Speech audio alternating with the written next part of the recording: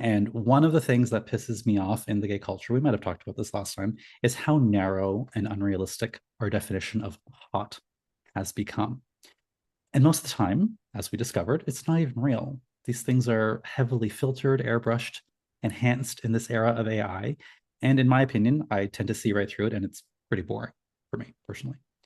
And yet, it's impossible to avoid. Social media keeps bashing me over the head with it. I sometimes think Instagram has just labeled me as gay and it just thinks it knows what I want to see because of that. Yet it's not really what I'm interested in. So I keep getting bashed over the head with these norms. And yes, like we talked about last time, I do buy into it. We do buy into it in some ways, which is the power of socialization.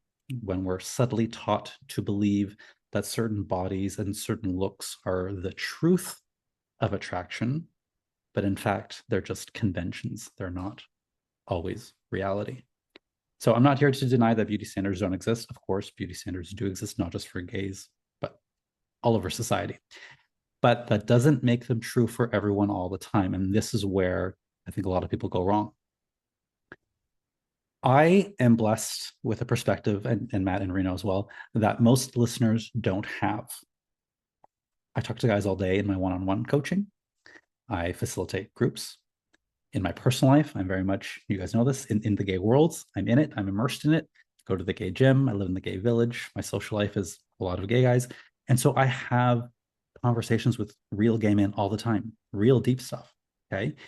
And when I talk about attraction and types and turn ons, whenever the conversation goes there, whether it's professional or personal, I'm going to say 90% of the time, what people are actually attracted to is nothing like what porn and social media would have you believe, which is very important. It tells me something very important, that attraction is personal, clearly. It's nuanced, it's wide, and it's not as hierarchical as maybe society would have us believe.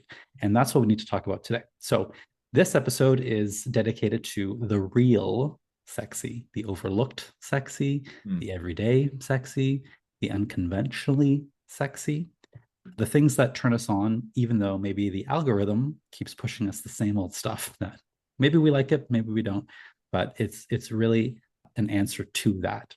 And it dawned on me while I was thinking about this today that what we call unconventional is actually just unmarketed. And so that's what we're going to do today. We're going to give this a marketing job. This is going to be a little sales job and all the things that maybe social media and porn does not do a good job of marketing as sexy. One caveat before we begin, this is not a conversation of, hey, these are flaws, but we love them anyway. No.